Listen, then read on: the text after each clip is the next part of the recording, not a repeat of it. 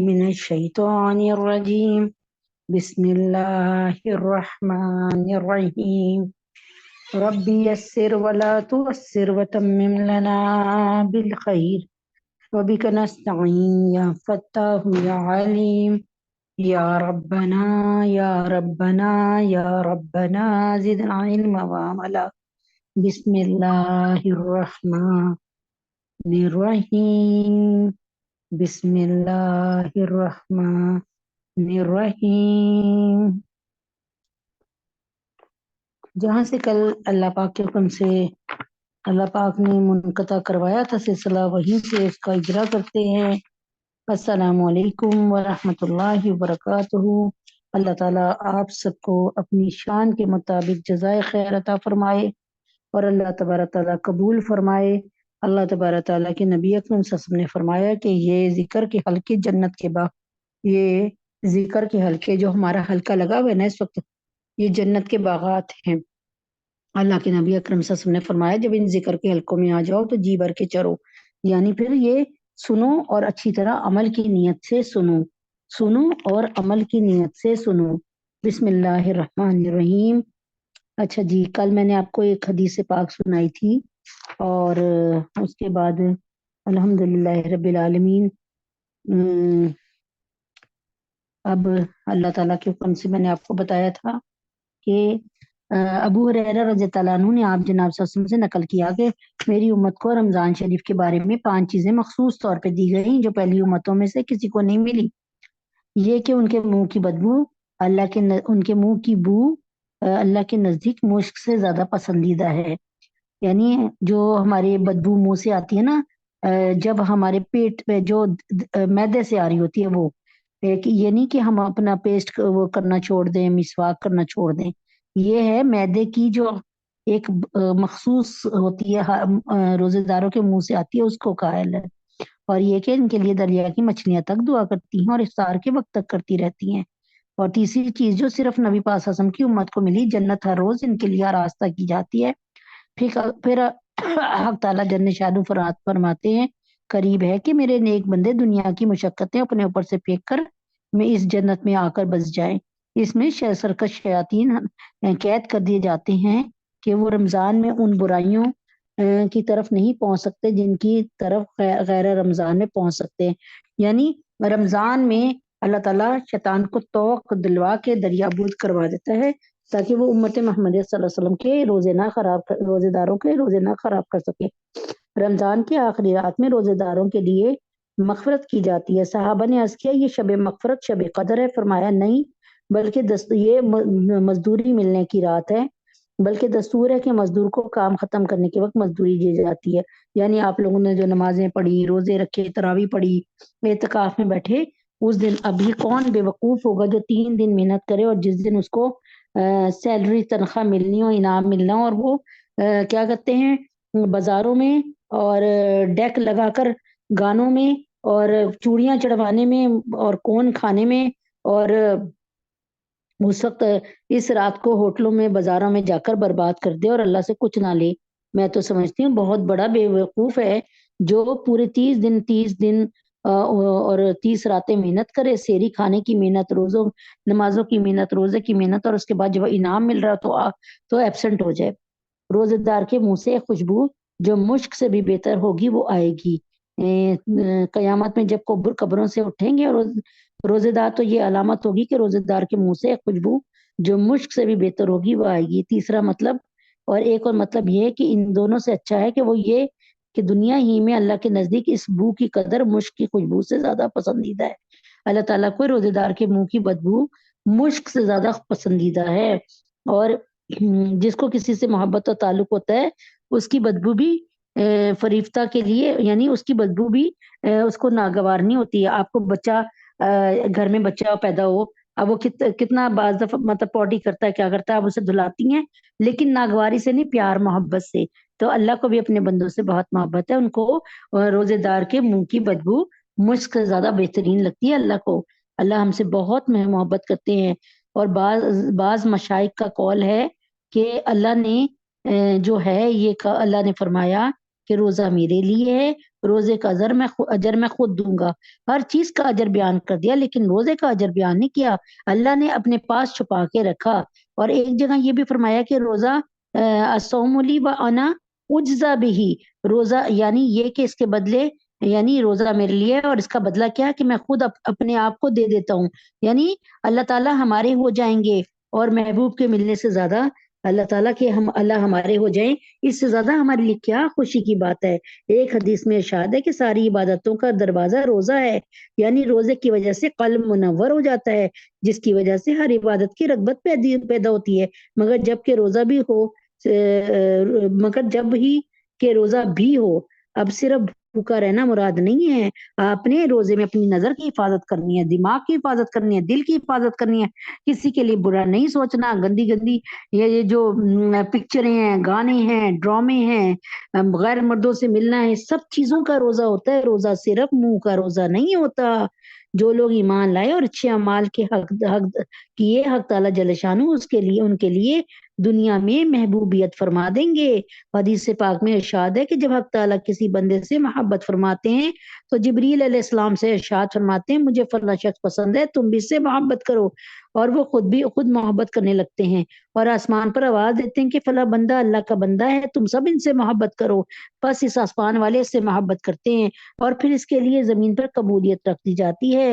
اور عام قاعدے کی بات یہ ہے کہ ہر شخص کی محبت اس کے پاس رہنے والوں کو ہوتی ہے، لیکن اس کی محبت یعنی آپ کی محبت، آپ کو کس سے محبت ہوگی؟ اپنے گھر میں رہنے والوں کو.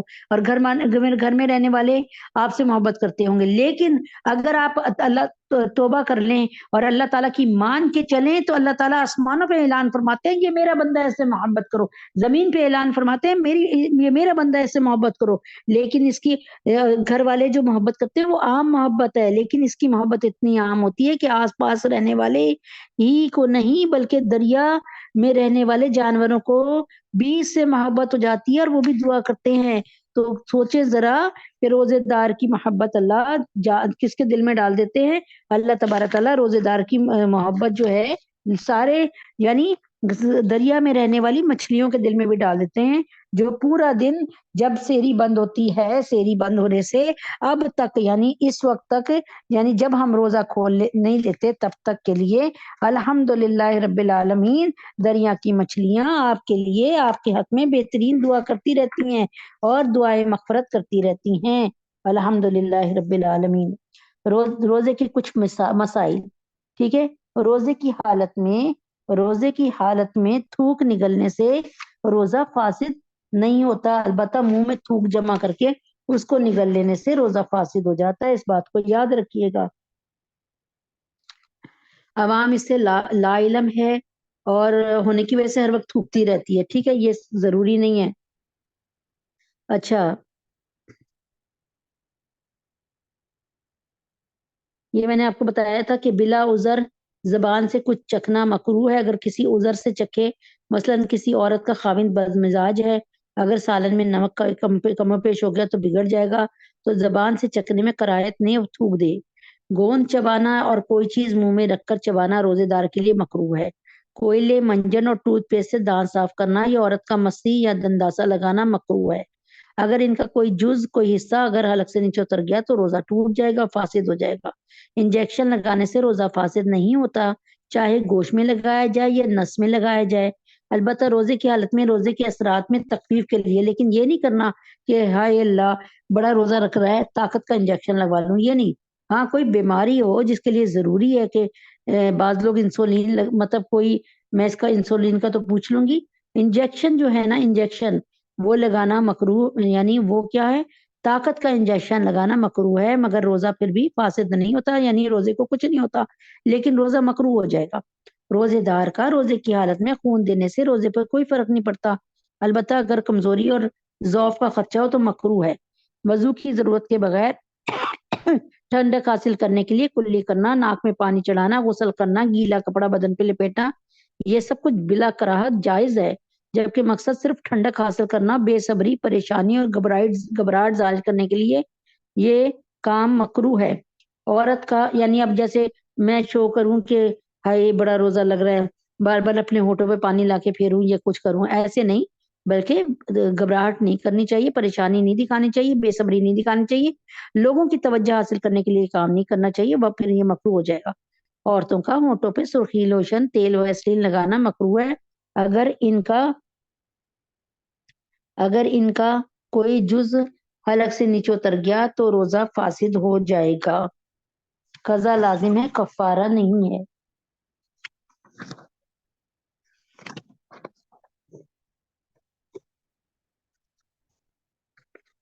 तो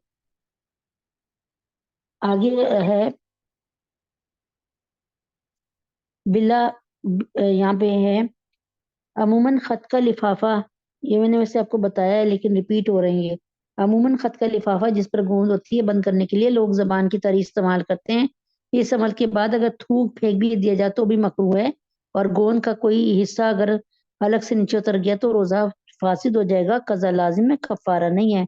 गीबत, चुगली, बोहतान तराशी, बेहुदा गाली गलोच, ईजा रसानी गुनाह के तमाम कामों से रोजे का सख्त नुकसान होता है। हदीस के मुताबिक इन गुनाहों की नौसत से रोजों का अजर सवाब बिल्कुल ही गारत हो जाता है।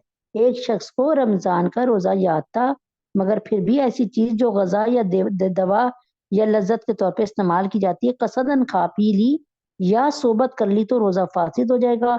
और इस रोजा की कजा के साथ कफारा यानी पे दर पे 60 रोजे भी रखने पड़ेंगे।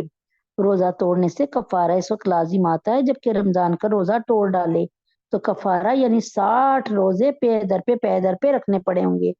रमजान के सिवा किसी रोजे के तोड़ने से कफारा वाजिब नहीं आता। यानी अल्लाह को रमजान इतना पसंद है कि अल्लाह नहीं चाहते कि इसमें हमारी नाफरमानी हो। किसी ने रमजान किसी ने रमजान में रोजे की नियत ही नहीं की और खाना पी खाता पीता रहा तो ऐसे शख्स पे इस रोजे का कफारा वाजिब नहीं, सिर्फ कजा लाजिम है। कफारा इस वक्त वाजिब होता है जब नियत करके रोजा रखे और फिर तोड़ दे। रमजान के रोजों का कफारा ये है कि जो शख्स रोजे रखने की ताकत रखता हो वो 2 महीने रोजे पे दर पे एक भी छुट्टी ना करे और रखता रहे। अगर दरमियान में एक रोजा भी छूट गया तो नए सिरे से रोजा जो है रखना पड़े, दोबारा शुरू करेगा। अलबत्ता जिस शख्स में रोजे रखने की ताकत ही नहीं है और मौत से पहले ताकत की कोई उम्मीद भी नहीं है या बीमार है या ज़ौफ है तो ऐसे शख्स को 60 मिस्कीनों को 2 वक्त पेट भर के खाना खिला दे या फिर मस्कीन को या फिर हर मिस्कीन को सदका फितर के मुताबिक गल्ला 2 किलो यानी गल्ला या उसकी कीमत दे दे। यानी 2 किलो यानी 60 मिस्कीनों को 2-2 किलो गंदम की कीमत दे दे या 2-2 किलो गंदम दे दे। ठीक है, उम्मीद है कि बात समझ आ गई। ये या पेट भर के खाना खिला दे तो रोजे का कफारा ये है, ये उसके लिए है। इसको बात को समझ लें फिर आगे चलते हैं कि बात को समझाना बहुत जरूरी है। और कि वो ये है कि अगर एक शख्स है बाकर और बाकर ने रोजा रखा और मियाँ बीबी ने आपस में सोबत कर ली या बाकर कहने लगा मुझसे नहीं बर्दाश्त हो रहा, या ये कि आज हमारे घर में इतने सारे मेहमान आ गए हैं और काम भी करना पड़ेगा और उनके साथ खाना भी खाना पड़ेगा, यानी कोई भी रीजन है और वो जानबूझ के सेहत की हालत में रोजा तोड़ देता है। अब उसको 60 रोजे रखने पड़ेंगे क्योंकि रोजा अल्लाह के लिए है, ये कोई मामूली चीज नहीं कि जो चाहे तोड़ दे जो चाहे रख ले।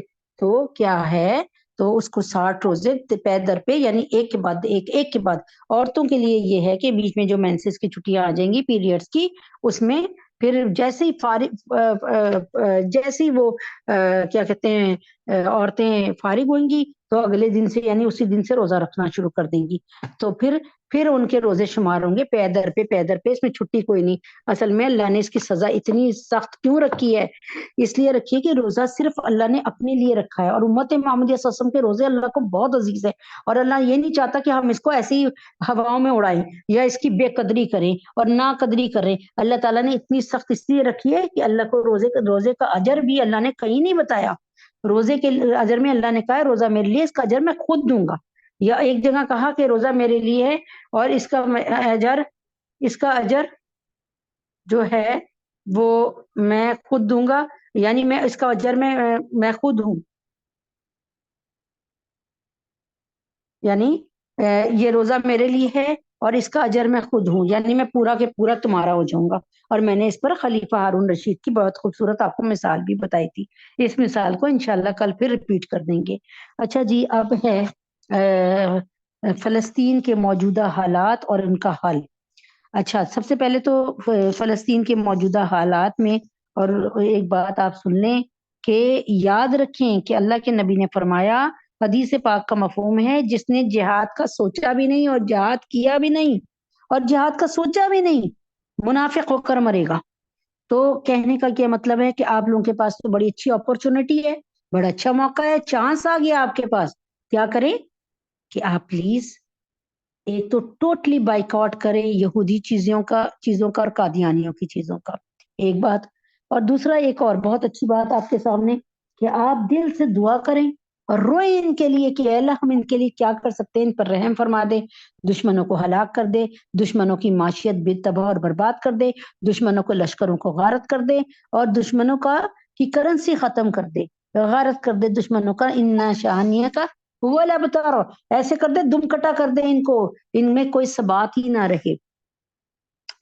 اور پھر تیسری بات کیا کریں کہ جہاں سے مدد جا رہی ہے الحمدللہ، بہت اہم علاقے ہیں، ادارے ہیں جو مدد بھیج رہے ہیں، تو اپنے اس میں سے تھوڑا سا پیسوں میں سے پیسے نکالیں اور ادھر دیں۔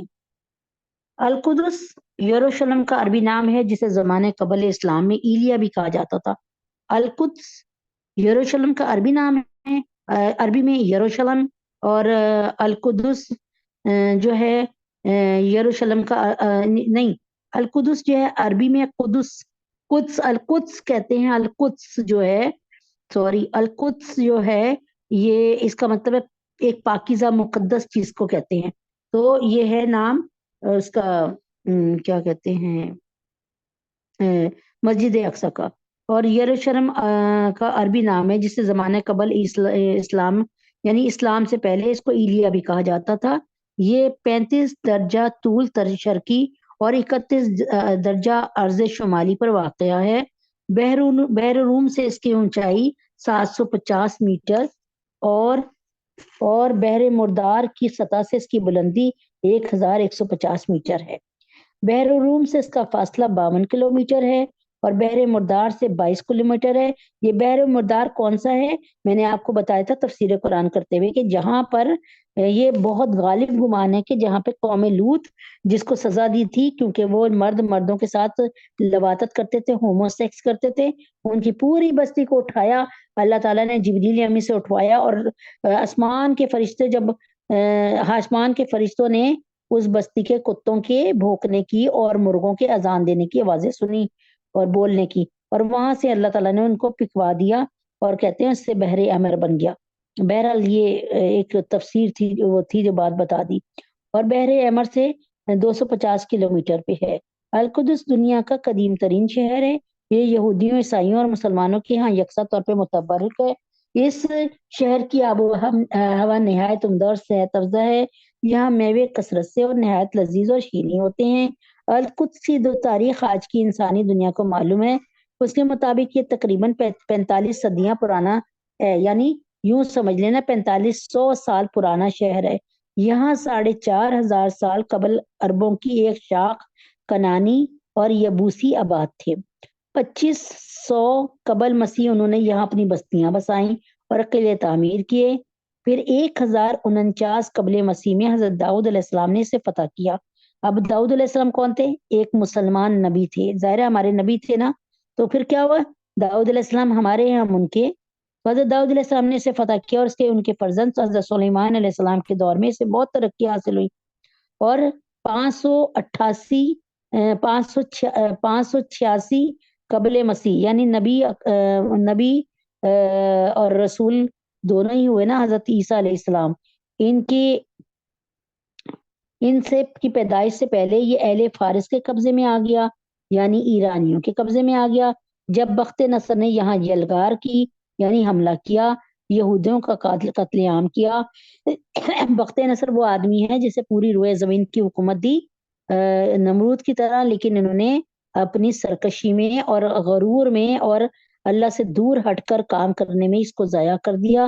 اور اس اپنی دی ہوئی رتبے سے کوئی فائدہ نہیں اٹھایا، جبکہ دو اچھے حضرت سلیمان علیہ السلام اور ذوالقرنین نے اپنے اس منصب کا خوب فائدہ اٹھایا اور لوگوں کو بھی اپنی ذات سے فائدہ پہنچایا، اور اللہ تعالیٰ کے بھی ایک فرما بردار رہے، اور الحمدللہ اللہ تعالیٰ کے نیک بندوں میں ان کا شمار ہے۔ جب بخت نصر نے یہاں یلغار کی یہودیوں کا قتل عام کیا اور جو باقی بچ گئے انہیں غلام بنا کر بابل لے گیا۔ فارس والوں کے یہاں پر اقتدار کا سلسلہ اسکندر کے قبضے تک جاری رہا، جو 332 قبل قاف میم میں ہوا، اور 63 سال میں یہودی رومی قابض ہو گئے۔ ان کے ایک بادشاہ ہیروڈوس نے 135 عیسوی میں اس شہر کو بالکل تباہ کر دیا اور یہاں نیا شہر ایلیا کا بطولینا کے نام سے بسا دیا۔ رومیوں کے دارالحکومت میں یہ شہر ایلیا کے نام سے جانا جاتا ہے، اور یہاں عیسائیت کا دورہ تھا۔ یہ بتانا ضروری تھا کیونکہ آپ کو بوریت ہو رہی ہوگی، لیکن آپ کو پتا تو چلے کہ بیچ میں ہوئی کیا۔ یہ دراصل فلسطینیوں کا، مسلمانوں کا علاقہ ہے یا کس کا ہے، اس کو تو سمجھنا پڑے گا نا۔ قسطن 3 بادشاہ کی والدہ ملکہ ہیلانا نے 335 عیسوی میں یہاں پر وہ مشہور گرجا تعمیر کیا جو کنیست القیامہ کے نام سے مشہور ہے، اور 614 عیسوی میں یعنی حضرت عیسیٰ علیہ السلام کے بعد جو ہے 614 سال میں بعد اہل فارس یہاں دوبارہ قابض ہو گئے، یعنی ایران والے، اور یہاں کے گرجاؤں اور عبادت خانوں کو لوٹ کر ویران کر دیا۔ اس وقت پیغمبر آخر الزمان مبعوث ہو چکے تھے، نبی پاک صلی اللہ علیہ وسلم، کیونکہ یاد رکھیں کہ سیکنڈ لاسٹ نبی کون تھے پتہ ہے آپ کو؟ ابراہیم علیہ السلام ایک طرف کھڑے ہیں بیچ میں، اور ان کے دائیں طرف کھڑی ہیں حضرت اماں ہاجرہ، ہاجرہ کے بطن سے، ہاجرہ کی نسل سے اسماعیل کی نسل سے، اسماعیل حضرت ہاجرہ کے بیٹے تھے نا، جو مکہ میں ان کو پانی کے لیے ڈھونڈتی نہیں صفا مروہ، تو اسماعیل کی نسل سے کون تھے؟ اسماعیل کی نسل سے ہمارے نبی پاک صلی اللہ علیہ وسلم، ایک اکیلے، کیونکہ یونیک اللہ تعالیٰ کے نبی بالکل یونیک ہیں، ان کی مثال کہیں نہیں ہے، وہ ایک اکیلے ہی ہے۔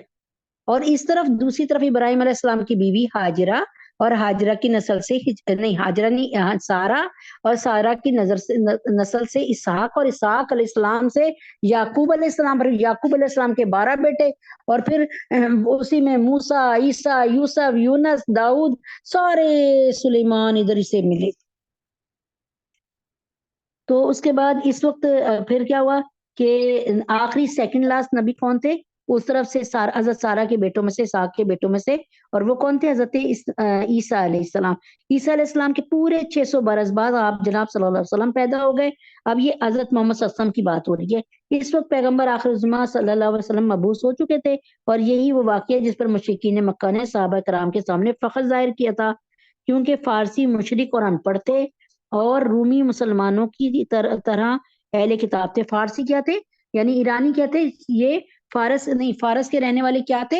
فارس کے رہنے والے آگ کی پوجا کرتے تھے، اور جب نبی اکرم صلی اللہ علیہ وسلم پیدا ہوئے تھے تو آپ کو پتا ہے نا، وہ فارس میں کے اس میں جو آگ لگی ہوئی تھی اور پھر وہ اللہ تعالیٰ نے بجھا دی تھی، تو یہ بھی نبی پاک صلی اللہ علیہ وسلم کے پیدا ہونے پر ایک اہم واقعہ تھا، ٹھیک ہے۔ تو یہاں پہ کیونکہ فارسی مشرک اور ان پڑھ تھے، اور رومی مسلمانوں کی طرح اہل کتاب تھے، یعنی عیسائی تھے اور اہل کتاب تھے، تو مسلمان نہ رومیوں کو زیادہ سپورٹ کرتے تھے، بلکہ کرتے ہی انہیں کو تھے، لیکن قرآن کریم نے پیش گوئی کی کہ عنقریب رومی ظاہری اسباب کے بغیر دوبارہ اہل فارس پہ غالب آ جائیں گے۔ یہ آپ کو پتہ ہے نا، میں نے آپ کو ابھی تو بتایا تھا سورہ روم میں کہ کوئی آثار نہیں تھے، جیسے ہمیں کوئی کہہ دیا کہ پاکستان جو ہے نا وہ امریکہ پر فتح کر لے گا۔ اب آپ کو پتا دور دور تک یہ آثار نہیں ہے، پاکستان تو امریکنز کے قرضوں تلے دبا ہوا ہے، لیکن اس زمانے میں بھی ایسا ہی یہ تھا کہ یہ ایسا تھا کہ جیسے ناقابل یقین بات، لیکن اللہ تبارک تعالیٰ کے نبی اکرم صلی اللہ علیہ وسلم کو جنگ احزاب کے موقع پہ خندق کھودتے ہوئے اور محنت کرتے ہوئے اللہ تعالیٰ نے یہ خوشخبری دے دی تھی کہ روم فتح ہوگا مسلمانوں کے ہاتھوں، ایران فتح ہوگا، یمن فتح ہوگا مسلمانوں کے ہاتھوں، ٹھیک ہے۔ چنانچہ یہ پیش گوئی سچی ہوئی، اور ہرقل نے 227 عیسوی میں فارس والوں کو غیر متوقع شکست دے کر یہ شہر فتح کر لیا۔ اور یہاں پھر عیسائیت کا غلبہ ہو گیا۔ ہرقل کون تھا؟ عیسائی بادشاہ تھا، اور اللہ تعالیٰ نے فرما دیا تھا کہ یہ مشرکین مکہ ایران کو سپورٹ کر رہے ہیں نا، کہ وہ تو مجوسی تھے، وہ تھے نا سورج کی پوجا کرنے والے ایرانی، یعنی وہ یہ بھی بت پرست تھے، یعنی اللہ کو چھوڑ کر دوسری کسی چیزوں کی عبادت کرنے والے تھے نا، تو یہ اپنے جیسوں کو سپورٹ کر رہے تھے مشرکین مکہ۔ لیکن مسلمان رومیوں کو سپورٹ کر رہے تھے، کیونکہ رومی جو تھے اس وقت رومی جو تھے وہ اہل کتاب تھے۔ القدس کو مسلمانوں میں سب سے پہلے حضرت سیدنا عمر فاروق رضی اللہ عنہ نے فتح کیا، پھر عرصہ دراز تک یہ مسلمانوں کے پاس رہا۔ اموی اور عباسی خلیفہ کے دور میں، خلفاء کے دور میں اسے خوب عروج اور ترقی ملی، اور 11ویں صدی عیسوی میں جو ہے، یعنی یوں سمجھ لیں کہ 492 ہجری نبی پاک صلی اللہ علیہ وسلم کو دنیا سے تشریف لے گئے، جب نہیں ہجرت کے جو ہے 492 سال بعد، اور 1492 سے لے کے 1099 تک، ماشاءاللہ یہ تقریباً 600-700 سال ہیں جو میں یورپی عیسائیوں نے اس پر، یعنی اس سن میں جو ہے یورپی عیسائیوں نے ان پہ قبضہ کر لیا، اور حضرت عمر فاروق رضی اللہ عنہ کے سلوک کے برعکس وہ مظالم ڈھائے جو ان کی انسانیت سے دوری، کمظرفی اور جہالت کی عداوت کے طور پہ یاد رکھے جاتے ہیں۔ یعنی حضرت عمر فاروق کے دور کے بعد، اتنے دور بعد، یعنی کوئی یوں سمجھ لیں کہ 400 سال بعد، بلکہ اس سے بھی زیادہ بعد، یورپی عیسائیوں نے اس پہ قبضہ کر لیا، اور مسلمانوں کی کثیر تعداد کو مسجد اقصی میں لا کر ذبح کر دیا گیا۔ مسجد میں گھوڑوں کا استبل بنا دیا گیا، مسجد کو گھوڑوں کا استبل بنا دیا، جسے استبل سلیمان کے نام سے پکارا جاتا تھا۔ 80 سال تک صلیبی عیسائیوں کے قبضے میں رہا۔ 80 سال تک رہنے کے بعد، صلیبی عیسائیوں کے قبضے میں رہنے کے بعد، فرزند اسلام سلطان صلاح الدین ایوبی، جو کہ کرد خاندان سے تھے، کرد نسل سے، رحم اللہ نے اسے 1187 عیسوی میں دوبارہ فتح کیا، اور مسجد اقصی کی تعمیر نو کے ساتھ یہاں مدارس، مکاتب اور اوقاف کا سلسلہ جاری کیا۔ تب سے یہ مسلمانوں کے پاس تھا، لیکن انگریزوں نے 2 فروری 1924 کو فلسطین پہ قبضہ کر لیا، جو کہ یہاں جو پہلا برطانوی، یعنی یوں سمجھ لیں کہ پورے 102 سال پہلے، 100 سال پہلے، یہاں جو پہلا برطانوی نہیں، یہ 100 سال پہلے نہیں آ رہا، یہ آ رہا ہے 1924 میں ہوا نا، 1924 میں، اب تو 2024 چل رہا ہے نا، تو ہاں اتنا ہی ہوا۔ تو یہاں جو پہلا برطانوی کمشنر آیا وہ ہربرٹ سیموئل نامی کٹر یہودی تھا۔ برطانیہ اس وقت عیسائی ہونے کے باوجود یہودی مقاصد کی تکمیل کے لیے پوری طرح اعلیٰ کار بنا ہوا تھا۔ آج بھی امریکہ پہ یہودیوں کی حکومت ہے، یہ یاد رکھیے، یہودی پالیسی پہ چلتے ہیں وہ، لہٰذا دیدہ دانستہ ایک سازش کے تحت یہاں یہودی کمشنر بھیجا گیا، اس نے یہودیوں کے لیے فلسطین کے دروازے کھول دیے۔ امریکہ کی صہیونی تنظیموں نے یہودیوں کو یہاں زمینیں خریدنے کے لیے کروڑوں پاؤنڈ دیے، اور رفتہ رفتہ یہودی مضبوط ہوتے گئے، اور آخرکار یہودیوں نے برطانیہ کی سرپرستی میں 1948 یعنی 1947 میں ایک پاکستان بنا تھا، 1947 میں، 1948 میں اسرائیلی سلطنت کے قیام کا اعلان کر دیا۔ 7 جون 1967 کو اسرائیل نے قدیم بیت المقدس پر بھی قبضہ کر لیا، اور اس دن سے آج تک یہاں مشرقی یورپ اور روس سے یہودیوں کی لگاتار آمد جاری ہے، جس کی وجہ سے نئے یہودی محلے اور آبادیاں قائم ہو رہی ہیں۔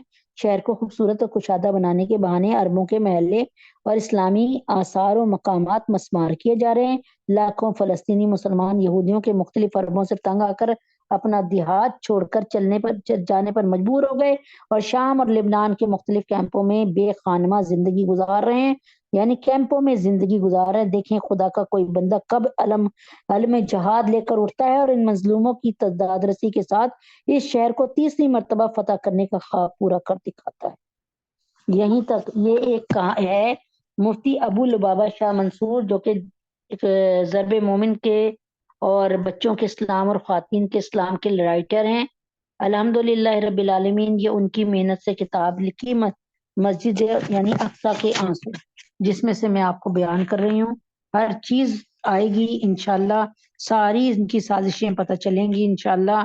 ایک اور سازش جو کہ میں بے نقاب کرنا بھول گئی تھی، مطلب کل اس کو شروع کیا تھا، وہ یہ تھی کہ یہ جو ہے اسرائیل یعنی فلسطین کے اگر آپ چاروں چپیرے دیکھیں نا، چاروں چپیرے یعنی چار چپیرے دیکھیں تو آپ کو کون کون سے ملک کھڑے ہوئے نظر آئیں گے؟ مصر، ترکی، تقریباً مصر، ترکی، لبنان، اردن، شام، ٹھیک ہے، عراق، اس طرح یہ کہیں نہ کہیں سے یعنی ان میں ہیں۔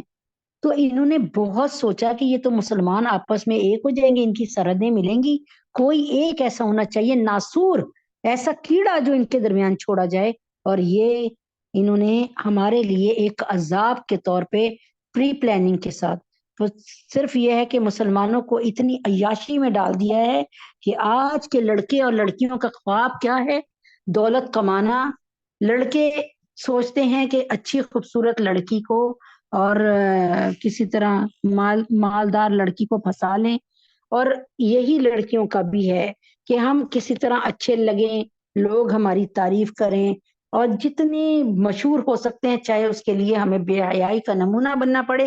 اب میں یہ نہیں کہہ رہی، میں کسی ایک کو پوائنٹ آؤٹ نہیں کر رہی، ٹھیک ہے، ایک یہ بہت بڑا مسئلہ ہمارے ساتھ ہے، اس کو روشناس کرائیں، لوگوں کو یہ میٹنگ کا لنک بھیجیں تاکہ پتہ تو چلے کہ یہ مسجد اقصی کی لڑائی ہے کیا، اور اب اس کے لیے نبی پاک صلی اللہ علیہ وسلم کی حدیث کیا ہے وہ کل انشاءاللہ میں آپ کو بتاؤں گی کہ، اور یہ بھی بتاؤں گی کہ کیا اس کے چانس کیا ہیں مسجد اقصی کے آگے انشاءاللہ۔ جو نبی پاک صلی اللہ علیہ وسلم کی تحریر ہے، آپ جناب صلی اللہ علیہ وسلم کا جو فرمان ہے، اس سے زیادہ سچی بات من اصدق، یعنی اس سے زیادہ جو ہے سچی بات کسی کی نہیں ہے، اللہ کے نبی کے سے یا اللہ کی بات سے سچی بات کسی کی نہیں ہے۔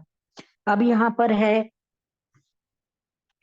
ایک اور فتنہ، یہ یہودیوں کا تو فتنہ آپ کو بتا دیا، اور دوسرا وہ فتنہ جس میں یہودی بھی شامل ہیں اور قادیانی بھی شامل ہیں، اسلام کو جڑوں سے یقین کریں، یہ سارے کے سارے مل کے چاہتے ہیں کہ اسلام کے اور مسلمانوں کے ٹکڑے بکھرے کر دیں، اور ایک پیسے دے کے، لالچ دے کے، گرین کارڈ کی لالچ دے کر جو ہے ہمارے بچوں کے ایمان پہ ڈاکہ ڈالا جا رہا ہے۔ یاد رکھیں کہ کورونا سے آپ لوگ ڈر گئے تھے، کورونا اتنا خطرناک نہیں تھا، کورونا جان لیوا ضرور تھا، لیکن الحمدللہ رب العالمین کے بہت سے لوگوں کو اللہ پاک نے شفا یاب رکھا، لیکن اس جو مرے جو چلے گئے وہ بھی ایمان کی موت پہ گئے الحمدللہ رب العالمین۔ لیکن یہ فتنے کا دور ہے، اس لیے نبی پاک صلی اللہ علیہ وسلم نے فرمایا تھا قرب قیامت میں فتنے ایسے ظاہر ہوں گے اندھیری رات کی طرح، جیسے اندھیری رات کا سایہ ہر طرف رہتا ہے نا، ہر طرف اندھیرا ہوتا ہے، اور فرمایا کہ ایسے جیسے تسبیح کو توڑو تو اس کے دانے نیچے زمین پہ گرتے ہیں نا، ٹر ٹر ٹر ٹر ٹر ٹر ویسے، یعنی ایک فتنے سے ابھی نپٹ نہیں پائیں گے دوسرا، دوسرے فتنے سے نپٹ نہیں پائیں گے تیسرا۔ ابھی دیکھیں قادیانیوں کا فتنہ چل رہا ہے، پرویزیوں کا فتنہ چل رہا ہے، وہ کیا ہے ایک اور ذہن میں نہیں آ رہا، کراچی میں ہوا ہے گوہر شاہی کا فتنہ، اتنے فتنے سر اٹھائے ہوئے ہیں، کتنے لوگوں نے امام مہدی ہونے کا دعویٰ کر دیا ہے، اللہ کی قسم امام مہدی کا کے متعلق، اور میں ابھی اس طرف نہیں آ رہی، بتا رہی ہوں آؤٹ آف وے جا کے بات کر رہی ہوں کہ امام مہدی اور امام مہدی رضوان اللہ علیہ السلام جو کہ پوری روئے زمین کی حکمرانی کریں گے، جیسے حضرت سلیمان علیہ السلام نے کی، ہوائیں ان کے تابع تھی، جنات ان کے تابع تھے، پرندے ان کے تابع تھے، سب کچھ ان کے تابع تھا، اسی طرح حضرت امام مہدی رضوان علیہ السلام بھی آئیں گے جو کہ نبی اکرم صلی اللہ علیہ وآلہ وسلم کے خاندان نبوت سے ہوں گے، اما بی بی فاطمہ کی عطرت فاطمہ میں سے ہوں گے، آپ جناب بی بی فاطمہ کی نسل میں سے ہوں گے، جن کا نام محمد ہوگا، جن کی شکل محمد صلی اللہ علیہ وسلم کی ہوگی، جو کہ محمد صلی اللہ علیہ وسلم کی تلوار اور کافی چیزیں لے کر آئیں گے، ان کی کنیت ابو القاسم ہوگی، اور مہدی ان کا لقب ہوگا، اور جب وہ آئیں گے تو دریائے فرات میں ایک پہاڑ سونے کا نکل آئے گا، جب وہ آئیں گے تو ایسے ہوگا کہ شیر ہونا، شیر بچیاں شیروں کے ساتھ کھیل رہی ہوں گی، ان کے منہ میں ہاتھ ڈال رہی ہوں گی، لیکن وہ شیر ان کی ہیبت سے، ان کے روب سے اس بچی کو کاٹ نہیں رہا ہوگا، سانپ آ کر بچوں کے ساتھ بیٹھ جائیں گے ہمارے ساتھ اور ہمیں کچھ نہیں کہیں گے، ایسا وہ جو ہے اس وقت کہتے ہیں کہ ایسے فصلیں تیار ہوں گی، انگور ایک یعنی جو دودھ دے گی نا، ایک بھینس جو دودھ دے گی نا، وہ ایک کہتے ہیں کہ پتہ نہیں 20 خاندانوں کے لیے، پتہ نہیں کتنے خاندانوں کے لیے کافی ہوگا۔ اور حضرت امام مہدی اپنے آپ کو چھپاتے پھریں گے، مدینے کی ہوں گے، مکہ بھی آ جائیں گے لوگوں سے چھپنے کے لیے، مکہ سے پھر مدینہ جائیں گے، پھر مکہ آئیں گے، پتہ نہیں کتنے 3-4 چکر لگائیں گے۔ پھر وہ جو ہے نا حجر اسود کے پاس سے آواز آئے گی، یعنی بیت اللہ کے پاس سے آواز آئے گی، یہ آپ کے اے لوگوں، یہ آپ کے درمیان امام مہدی ہیں، ان سے بیعت لے لیجئے۔ تو امام مہدی کے لیے اللہ کے نبی نے اتنی ساری بتا دی، اور ان کی شکل حضرت محمد صلی اللہ علیہ وسلم جیسی ہوگی، کیونکہ آپ جناب صلی اللہ علیہ وسلم کی اولادوں میں سے ہوں گے وہ۔ لیکن اب یہ کیا ہو رہا ہے، اب آپ دیکھ رہے ہیں کہ امام مہدی کے کتنے کون سا آدمی ہے، قاسم ہے، کیا نام ہے اس کا، اللہ اکبر کبیرہ، جس کی شکل ہی دیکھنے کو دل نہیں کرتا، وہ کہتا ہے جی میں امام مہدی ہوں۔ اب آپ مجھے بتائیں نا کہ کیا آپ اس دور میں کیا ایسا ہونے لگا کہ دودھ اتنا، بھینسیں اتنا دیں کہ خاندانوں کو پورا ہو جائے؟ کیا ایسا ہو رہا ہے کہ پوری روئے زمین پہ اتنا سکون ہے کہ جی سانپوں کے ساتھ بچے کھیل رہے ہیں، یا اور ہم شیروں کے ساتھ جا کے بیٹھ جائیں، شیر کچھ نہ کہے؟ نہیں بھائی، یہ تمام من گھڑت چیزیں ہیں، خدا کے واسطے بہکے نہیں، بلکہ مستند دیداروں سے جڑنے کی کوشش کیجئے۔ اب میں نے بتایا نا، اور امام مہدی کے لیے تو یہ ہے کہ میں نے آپ کو بتایا کہ اللہ تعالیٰ کے حکم سے زمین اپنی پوری زرخیزی پہ آ جائے گی، 7 اور 8 سال تک امام مہدی کی حکومت ہوگی بس، اور آپ ہی کے دور میں حضرت عیسیٰ علیہ السلام آئیں گے انشاءاللہ العزیز۔ میں اب انہوں نے جو مرزا قادیانی تھا، اس نے یہ 2 دعوے کیے، اس نے کہا میں ہی امام مہدی ہوں، حالانکہ اس دور میں کچھ بھی ایسا نہیں ہوا۔ امام مہدی کا حضرت امام مہدی کے والد جو ہوں گے ان کا نام عبداللہ ہوگا، اور کیا کہتے ہیں ان کا نام عبداللہ ہوگا، اور ان کی ماں کا نام جو ہے آمنہ ہوگا، ٹھیک ہے۔ آپ اطرت فاطمہ سے، یعنی حضرت بی بی فاطمہ رضی اللہ تعالیٰ عنہا کے اولادوں میں سے ہوں گے، پیڑھی میں سے ہوں گے، نسل میں سے ہوں گے، اور کیا کہتے ہیں امام مہدی کو کی جو کنیت ہے ابو القاسم ہوگی۔ اب آپ کو پتہ ہے اس کی کیا کنیت تھی، یعنی اس کا لقب کیا تھا؟ اس کا لقب تھا دسوندی۔ مرزا قادیانی کا لقب جو کہ امام مہدی ہونے کا دعویٰ کرتا ہے، اس کا نام تھا دسوندی۔ اب آپ دیکھیں کہ ہر چیز میں امام مہدی سے بالکل الگ ہے، اور لیکن اپنے آپ کو کہہ رہا ہے امام مہدی، اور اس کے ماننے والے اس کو کہتے ہیں کہ یہ امام مہدی تھا، اور مہدویت کا دعویٰ کیا اس نے۔ لیکن جن کو نہیں پتا تھا وہ آج تک ان کے پیچھے پیچھے لگے ہوئے۔ اس لیے اللہ کے واسطے آنے والے فتنوں سے اپنے بچوں کو کریں۔ میں نے آپ کو بتایا کرونا سے مر جائے، کینسر سے مر جائے، اور ایمان کی موت پہ گیا، خدا کی قسم بہترین موت ہوئی، لیکن جو ایمان سے خالی ہو کے چلا گیا اس کی موت اللہ اکبر صرف پچھتاوے کے علاوہ کچھ نہیں ہے۔ اسی طرح اس نے عیسیٰ علیہ السلام ہونے کا دعویٰ کیا۔ اب میں اگر آپ سے کہوں کہ مرزا قادیانی کے ماننے والوں کو کہوں کہ بھائی مجھے بتاؤ تو صحیح، حضرت عیسیٰ علیہ السلام کے لیے اللہ کے نبی کی 100 احادیث مبارکہ ہیں جس میں 177 نشانیاں ہیں، اگر تم 177 میں سے ایک نشانی بھی اے قادیانیوں مجھے دکھا دو کہ تمہارے اس مرزا قادیانی میں تھی، تو یقین کریں کہ میں آپ کو قسمیاں کہہ رہی ہوں کہ میں ایمان لے آؤں گی مرزا قادیانی، اس لیے کہ ایک نشانی بھی نہیں ہے۔ اب آپ بھی سن لیں، حضرت عیسیٰ علیہ السلام کے لیے اللہ نے 177 نشانیاں اللہ کے نبی نے بتائیں، یہاں تک بتا دیا کہ شکل کس سے ملتی جلتی ہوگی۔ آپ نے فرمایا اللہ کے نبی نے فرمایا قرب قیامت سے پہلے، قرب قیامت میں آئیں گے، قیامت آنے والی ہوگی تب آئیں گے۔ پھر یہ بتا دیا کہ 2 فرشتوں پہ ہاتھ رکھے ہوئے اس آسمان سے نزول ہوگا۔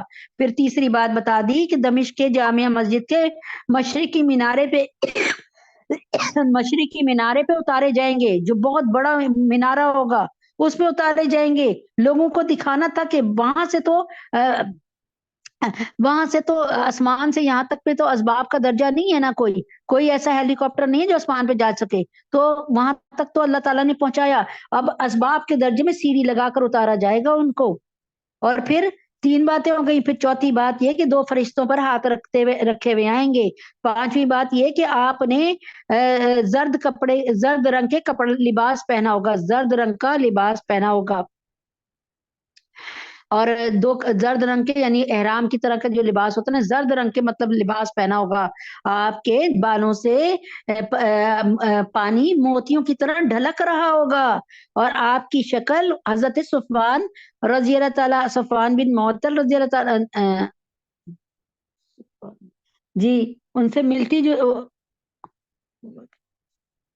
یہ میں ذرا سا تھوڑا سا آپ کو پھر کر کے بتا دوں گی.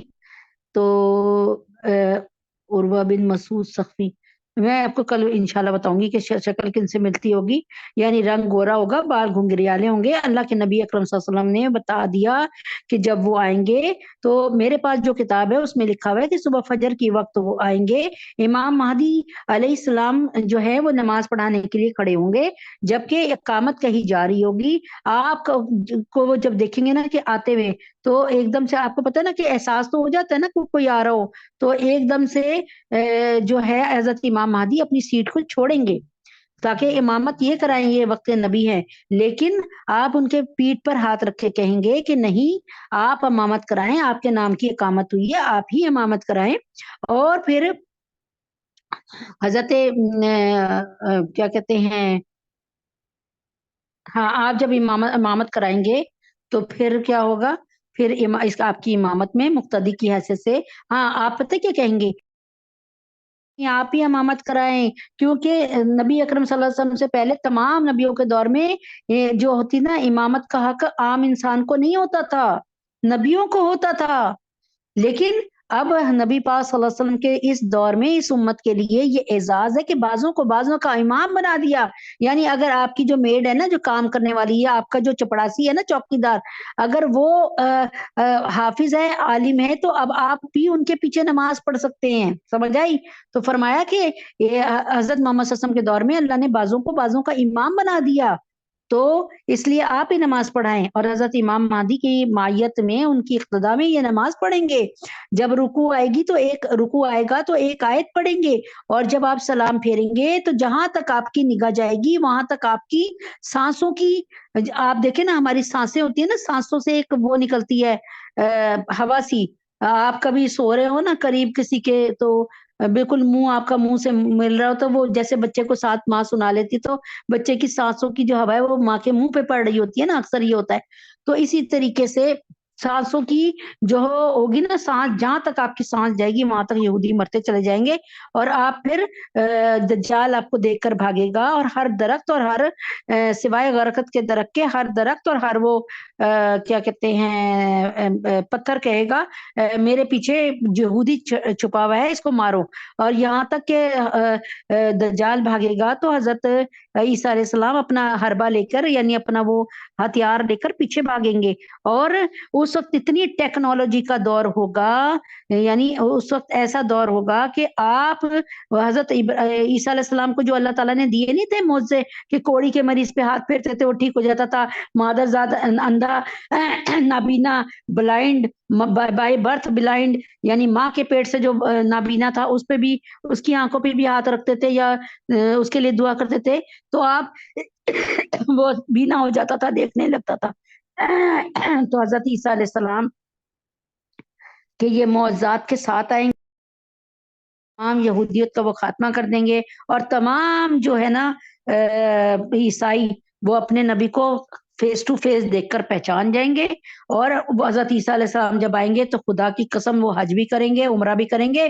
مرزا قادیانی کو ایک حج نصیب نہیں ہوا، ایک عمرہ نصیب نہیں ہوا، اس کو وہاں پر سرزمین مکہ مدینہ نصیب نہیں ہوئی. آپ حضرت محمد صلی اللہ علیہ وسلم کے پہلو میں دفن ہوں گے. اب آپ بتائیے مرزا قادیانی کہاں دفن ہے؟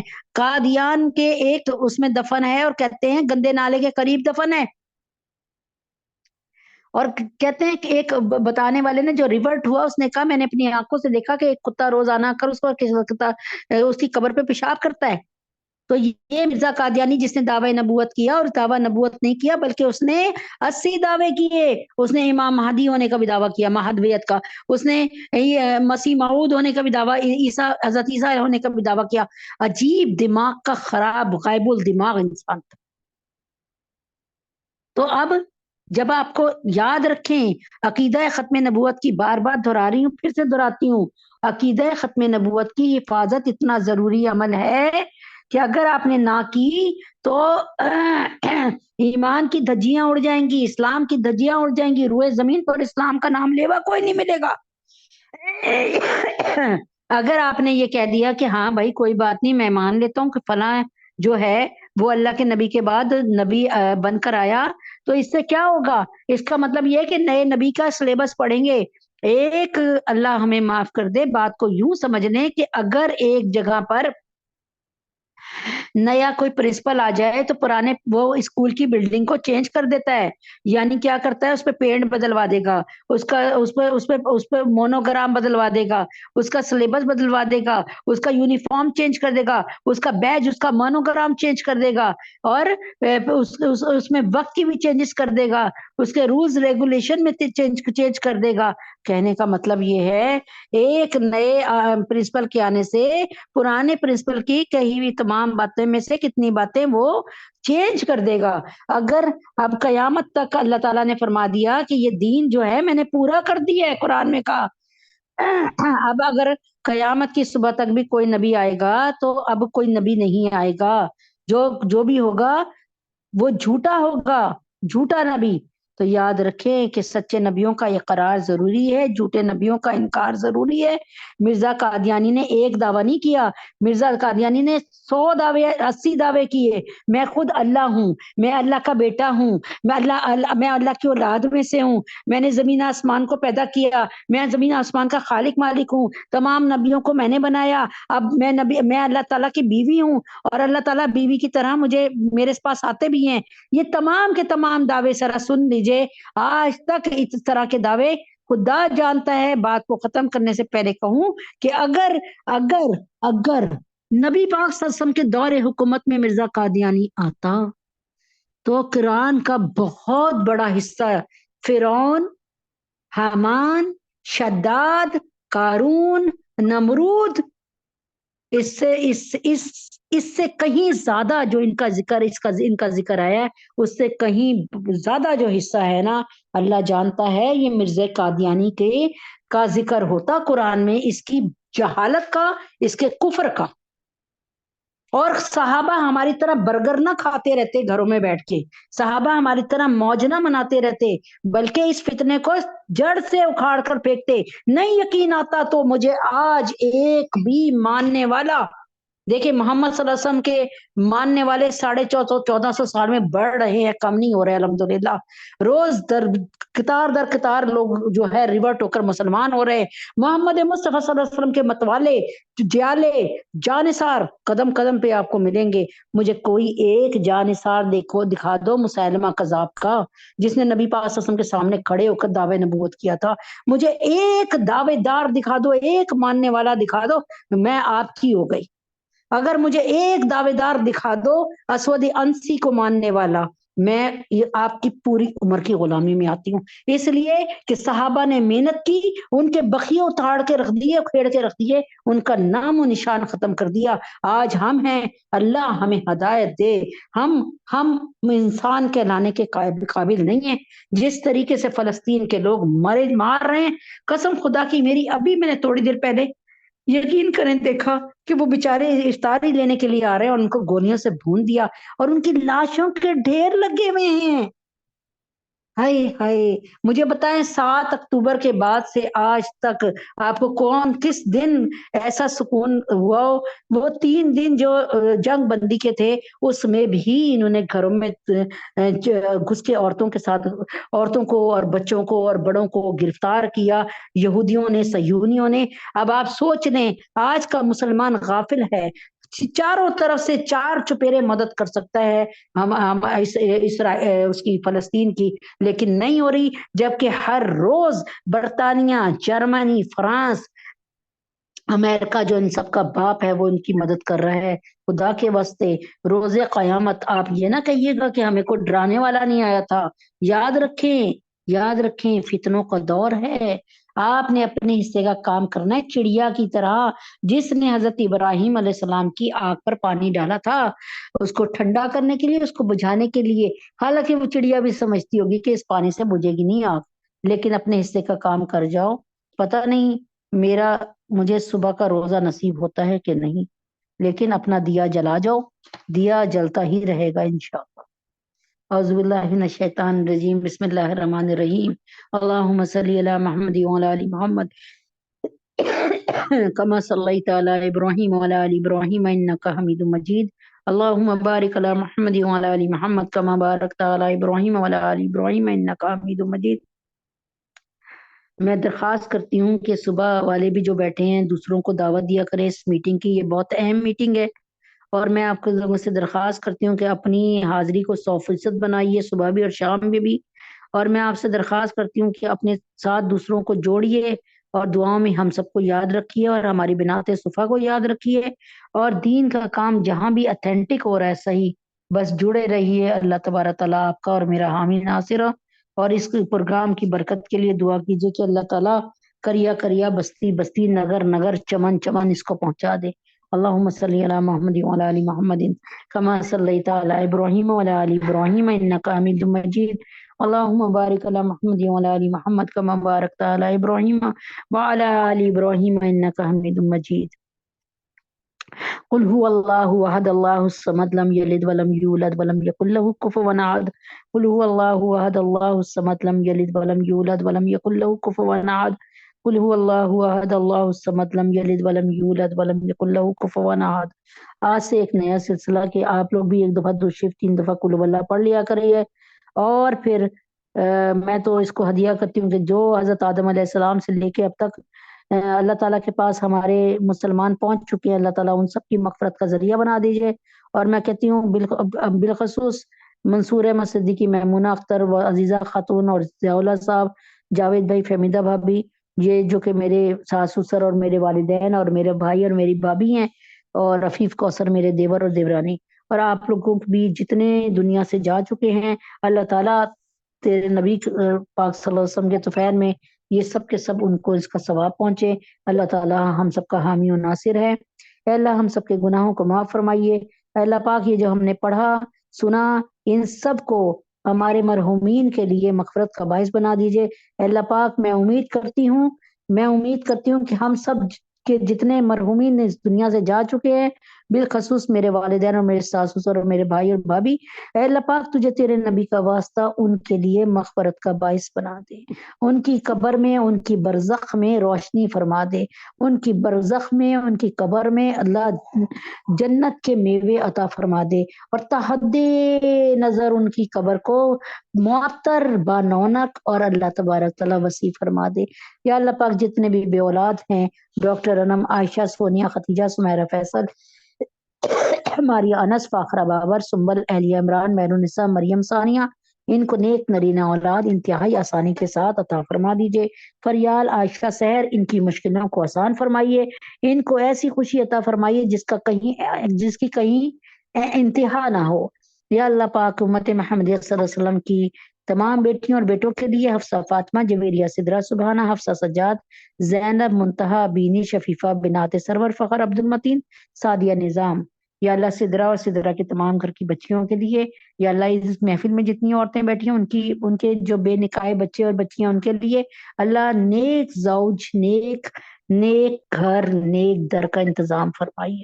یا اللہ پاک جو رشتے طے کی ہو رہے ہیں یا کیے گئے ہیں ان میں خیر و برکت عطا فرما دیجئے۔ اللہ پاک وہاں سے ہمیشہ بہار ہی بہار ملے۔ جن بچیوں اور بچوں کی شادی ہو گئی ہیں ان کو سدا شاد اور آباد رکھیے، ان کو ایمان کے نور کے ساتھ سرسبز و شاداب رکھیے۔ تمام علماء اسلام، مفتی حسن صاحب، تقی عثمانی صاحب، مولانا فضل الرحمان صاحب، مولانا فضل الرحیم صاحب، پیر ذوالفقار نقشبندی صاحب، حضرت جی ندیم بھائی، عمیر، نازیہ، اندلیب، اہلیہ حسین، ان کی بہنیں اور ان کے والد محترم عیشا، معظم، راشدہ، شمیم، عادل، نرگس باجی، شہزاد نعیم، ان سب کو صحت کامل عاجلہ مستمر عطا فرما دیے۔ یا اللہ ڈاکٹر ہمنا کو، فاطمہ کو دنیا اور آخرت کے ہر امتحان میں 100% نمبروں سے کامیابی عطا فرمائیے۔ ڈاکٹر ہمنا، فاطمہ، عیشا، عبداللہ اور جتنے لوگ یہاں بیٹھے ان سب کے گھر والوں کو، ان کے بچوں کو، ان کے بڑوں کو، میرے گھر والوں کو، میرے بچوں کو، میرے بڑوں کو، قیامت تک آنے والی نسلوں کو دنیا اور آخرت کے ہر امتحان میں 100% نمبروں سے کامیابی عطا فرمائیے۔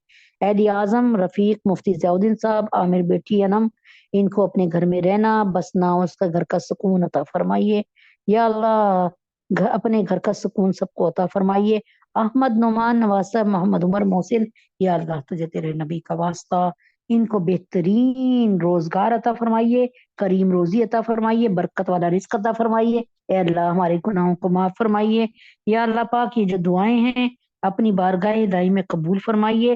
फलस्तीन के तमाम मुसलमानों को ए अल्लाह तबारक तआला फलस्तीन के तमाम मुसलमानों को अल्लाह पाक सेहरी और इफ्तारी अपनी जन्नत से करवाइए। अल्लाह पाक अपने हबीब के तुफैल में फलस्तीन के लोगों पर रहम फरमा दीजिए। फलस्तीन की बेटियों की इज्जतों की हिफाजत फरमा दीजिए। उनको एक क़ल्ब खास अता फरमाइए। हमास को, हौसियों को, यमन और लिबनान के और जितने मुसलमान इनकी मदद कर रहे हैं उनको जज़ाए खैर दीजिए, उनका हामी और नासिर बनिए। ए अल्लाह पाक हमारे यहाँ से जो इदारे काम कर रहे हैं अल्लाह ताला उनको अपनी हिफाजत में रखिए और उनके काम में मजीद बरकत अता फरमाइए। ए अल्लाह पाक नेतन्याहू को और इस्लाम दुश्मनों को अल्लाहुम्मा इन्ना नजअलुका फी नुहूरिहिम व नऊज़ु बिका मिन शुरूरिहिम, अल्लाहुम्मा इन्ना नजअलुका फी नुहूरिहिम व नऊज़ु बिका मिन शुरूरिहिम, अल्लाहुम्मा इन्ना नजअलुका फी नुहूरिहिम व नऊज़ु बिका मिन शुरूरिहिम। ए अल्लाह पाक ये इतना मुजर्रब अमल है, इसको कबूल फरमाइए और नेतन्याहू को और इसके मावनीन को, इसके लश्कर को, इनकी करंसी को, इनकी माशियत को अल्लाह हमेशा के लिए खत्म कीजिए। इन्ना शानियक हुवल अबतर, इनको हमेशा के लिए अबतर कर दीजिए, दुम कटा कर दीजिए, ना मुराद कर दीजिए। अल्लाह हमारे गुनाहों को माफ फरमाइए। या अल्लाह हम पे रहम करके अब फलस्तीन के लोगों पर रहम फरमा दीजिए। अल्लाह पाक नहीं 5-6 महीने से ये खबरें नहीं सुनी जा रही, आपकी मदद आ जाए। अल्लाह आपने अपने नबी पाक सल्लल्लाहु अलैहि वसल्लम के साथ ऐसा मामला फरमाया कि बदर में, या अल्लाह पाक आपने बदर में, हुनैन में और अल्लाह ताला जो है अजाब जो है क्या कहते हैं जंगे अजाब में जो मदद की है, गज़वा अजाब में, वही मदद हमें चाहिए। आप हमारी मदद कीजिए, बुलाइए कहीं से हज़रत मरियम अलैहिस्सलाम रज़ी अल्लाह तआला अन्हु जैसा शख्स जो हमारी मदद फरमाए। हमारे गुनाहों को माफ फरमाइए, हमारी खताओं को दरगुजर फरमाइए, पाकिस्तान को नेक हुक्मरान अता फरमाइए और पाकिस्तान में बिजली को और पेट्रोल को सस्ता कर दीजिए। ईमान की नेमत के साथ पाकिस्तानियों को और मुसलमानों को माला माल कर दीजिए। वसल्लल्लाहु तआला अला खैर खल्क़ी मुहम्मदिन व अला आलिहि व अस्हाबिहि अजमईन बिरहमतिका या अरहमर राहिमीन। सुब्हान रब्बिका रब्बिल इज्जति अम्मा यसिफून व सलामुन अलल मुरसलीन वल्हम्दुलिल्लाहि रब्बिल आलमीन। सुबह का क्लास 5:15 है। प्लीज ये अब आखिरी 25वां पारा शुरू होगा इंशाल्लाह, मेरे ख्याल में 26वां या 25वां। अच्छा बहरहाल शुरू होगा तो आ जाइएगा, आखिरी 5-6 सिपारे रह गए। अस्सलाम वालेकुम वरहमतुल्लाहि वबरकातुहू।